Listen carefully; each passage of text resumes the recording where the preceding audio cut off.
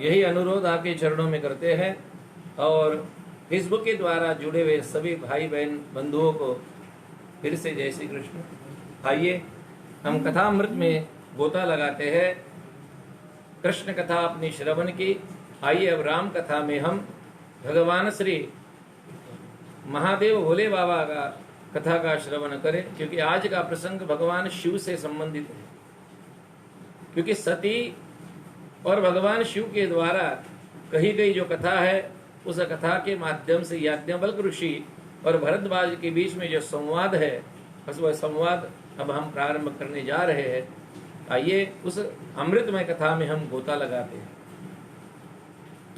राम श्री राम राम कथा सस्ते किरण समाना, राम कथा सस्ते किरण समाना, संत चकोर करहि जेहि पाना, ऐसे ही संशय कीनी भवानी, ऐसे संशय कीनी भवानी, महादेव तब कहा बखानी, महादेव तब कहा बखानी, राम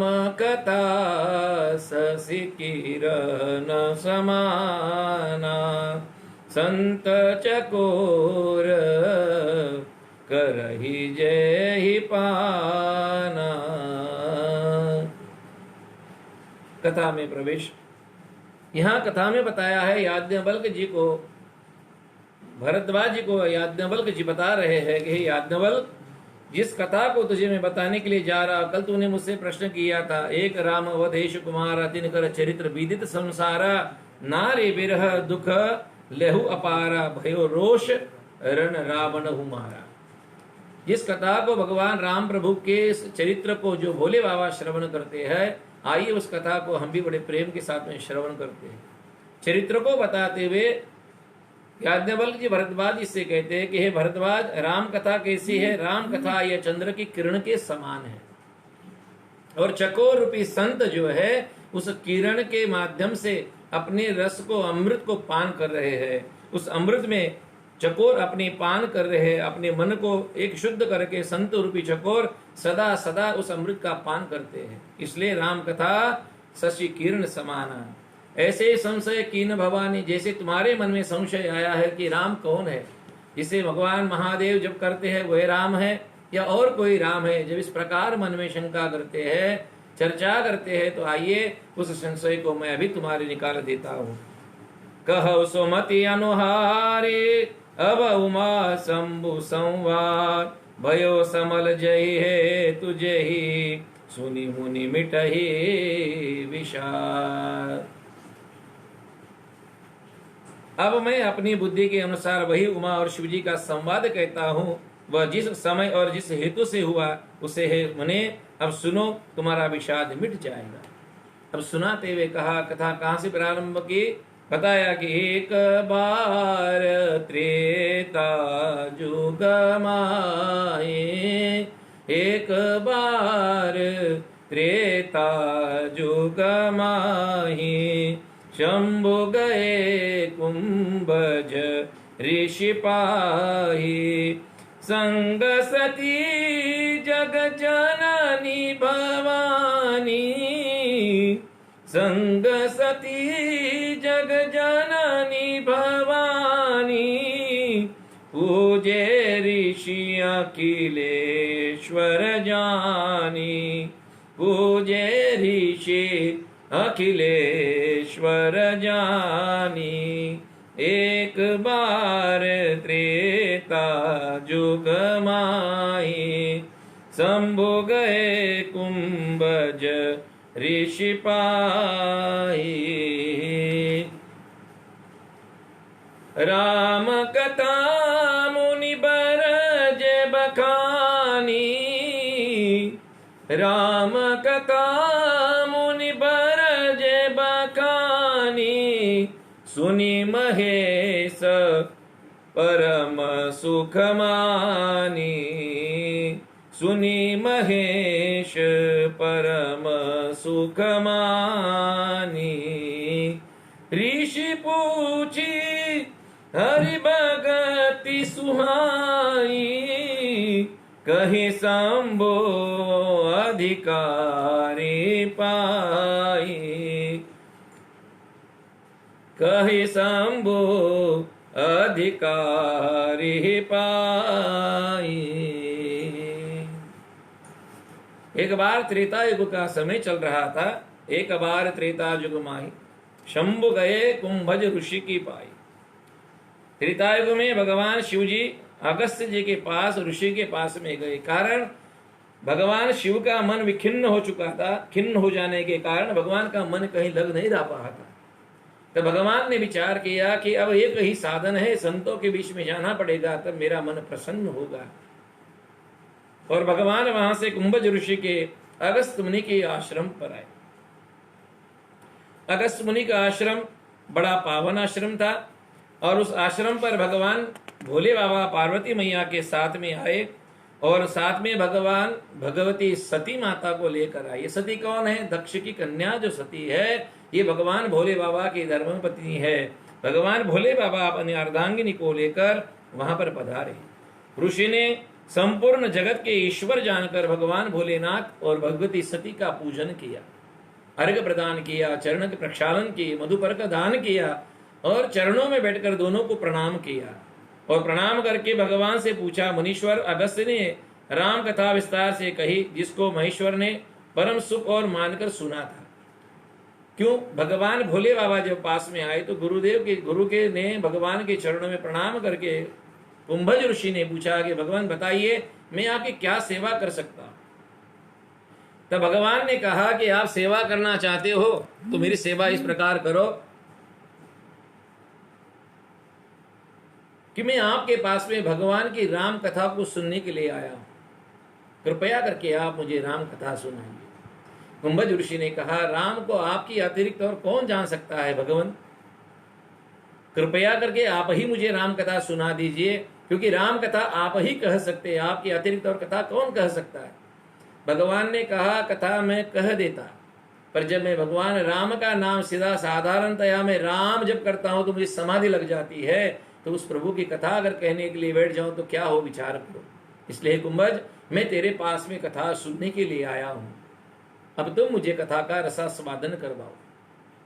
सती के मन में भाव जागा कि जो व्यक्ति मेरे स्वामी के चरण दबा रहा है, जो मेरे स्वामी को जगत का पिता समझता है, वो क्या कथा सुनाएगा। सती ने भगवान से कहा, भगवान आप यहाँ पर कथा का रसास्वादन करो, मैं जब तनिक यात्रा करके आती हूँ, यात्रा में भ्रमण करके आती हूँ। और सती माता वहां से यात्रा देखने के लिए चले गए और कुंभज ऋषि के आश्रम पर भगवान अगस्त मुनि भगवान भोले बाबा को संपूर्ण राम कथा सुनाते।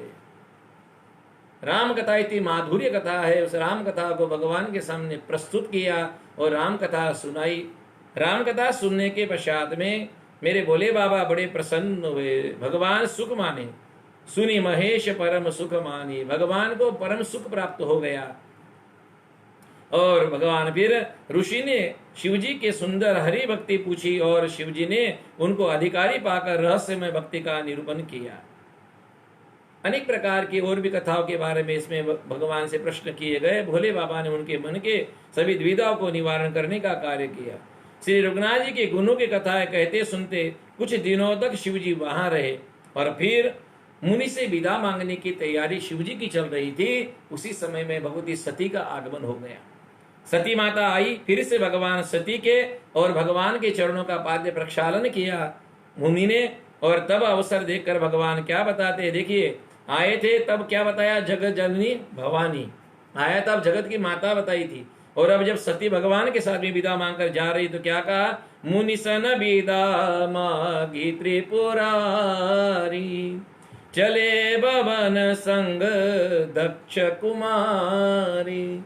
यही कि यह भेद हो गया। देखिए आई थी तब माँ थी और जब जाने लग गई तो दक्ष कुमारी बनी। कारण इसने अभिमान के कारण उस परमात्मा का अपमान किया है। जिस कथा को सुनने के लिए मेरे स्वामी यहाँ पधारे हैं, उनके साथ बैठकर अगर मैं कथा सुन लूं तो मेरा क्या बिगड़ जाए। पर नहीं, उसने कथा का तिरस्कार किया और वह जंगल में वन में घूमने के लिए चले गए, बाजार देखने के लिए चले गए। हम लोग भी तो यही करते हैं भाई बहन। हाँ? हम किसी यात्रुकरी के द्वारा यात्रा में जब जाते हैं, कितने लोग आए भाई? 500 लोग थे। बोले यात्रा में आप हमारे साथ में कहाँ गए थे? बोले द्वारिका में गए थे। कथा श्रवण की? बोले कथा तो श्रवण की, पर कितने लोग रहते थे रोज पूजा में? तो बोले कथा सुनने के लिए सिर्फ 50 लोग रहते थे और बाकी 450 लोग खरीदी के लिए बाहर फिरते थे। भाई मुझे एक बात बता लीजिए, वृंदावन में आपने अगर कोई प्रकार की बढ़िया से बढ़िया चीज खरीद भी ली, भाई वहां 500 में मिलेगी, अपने यहाँ 600 में मिलेगी। 100 रुपया का तो फर्क है ना। पर जो वस्तु यहाँ मिलती है वो वस्तु वहां से लाने की आवश्यकता क्या मेरे भाई बहन? अरे पर जो अमृत वहां पान करने के लिए आप गए थे उसका तो त्याग कर दिया, वह अवसर आपने खो दिया। ऐसा अवसर आपने खोना नहीं चाहिए मेरे भाई बहन, और इस अमृत का पान अवश्य करना चाहिए। जिस कार्य के लिए हम गए हैं सर्व पहले प्राधान्यता उस चीज को देनी चाहिए। हम किस लिए गए यात्रा में? भगवान का नाम स्मरण करने के लिए, भगवत कथा का रसास्वादन करने के लिए। और जब वृंदावन में जाकर अगर आपने भगवान कृष्ण की कथा को, भागवत कथा को अगर श्रवण नहीं किया तो आपका जीवन धिक्कार है। आपने वहां जाकर कुछ नहीं किया महाराज, आपने पुण्य कमाया ही नहीं। अगर आपने भागवत कथा बड़े प्रेम से 7 दिन सुनी होती तो घर में आपके परवनी शहर में आप अगर 100 भागवत सुन लो और वृंदावन में एक कथा का रसास्वादन कर लो, उसका पुण्य आपको बरोबर मिलता है महाराज। पर आपने अपने हाथों से खो दिया। अभी भी अवसर है, भगवान की कृपा आप पे बरसे। फिर भी जब भी कभी यात्रा हो, उस यात्रा में जब जाओ ना, तो सबसे पहले उस कथा को महत्व दीजिए। जिस कार्य के लिए हम गए हैं वो कार्य सर्वप्रथम करें, उसके पश्चात में बाकी जो दूसरा कुछ कार्य करना है वो कार्य हम करें। आगे कथा में बताया कि मुनि विदा मांगकर भगवान सती के साथ में भोले बाबा चले। तेहे अवसर भंजन मही भारा, हरि रघुवंश लीन अवतारा। पिता वचन तजे राजोदासी, दंडक बन विचरत अविनाशी। तेहि अवसर भंजन मही भारा, हरि रघुवंश लीन अवतारा। उस समय में त्रेता युग चल रहा था और त्रेता युग में मेरे प्रभु राम प्रभु ने महाराजा दशरथ के घर में अवतार धारण किया। नर रूप लीला करने के लिए प्रभु ने अवतार धारण किया है और परमात्मा अपने पिता के वचन को सिद्ध करने के लिए 14 वर्ष वनवास में यात्रा करने के लिए परमात्मा निकले हुए। चित्रकूट पर भगवान आए। चित्रकूट से यात्रा करते करते भगवान पंचवटी पर आते हैं और पंचवटी पर सीता का रावण अपहरण कर ले जाता है। और भगवान दंडकारण्य वन में सीता की खोज करते हुए, नर लीला करते हुए मेरे प्रभु, मेरे परमात्मा, मेरे आराध्य, मेरे ईश्वर राम प्रभु वहां से भ्रमण कर रहे हैं। लक्ष्मण लाला पीछे चल रहे हैं।